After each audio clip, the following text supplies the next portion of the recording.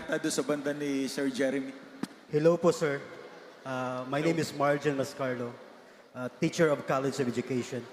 Ang tanong ko po lang, sir, doon sa Kalinga Act, may mga sektor na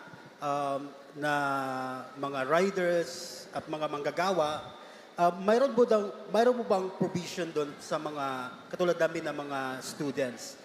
Paano yun pag may crisis? Kasi kami isa din sa mga naaapektuhan, lalo na pag tumaas ang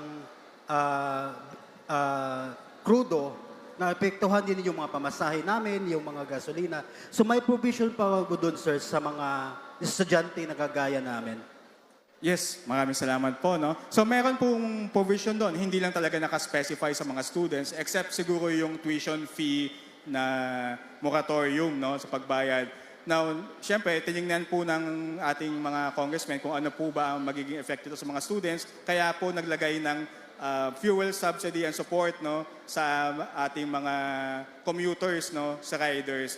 Again, I have to remind everyone that this is a national energy and oil crisis response. So, dun lang po sa krisis na epekto ng krisis na yun po yung sinusolusyonan ng Kalinga. So, nandiyan po yung fuel subsidy sa mga sa ating mga drivers at nandiyan din yung service contracting para nga po yung 20% discount ng students, meron pang additional 20% discount na ibibigay ang government through the service contracting program.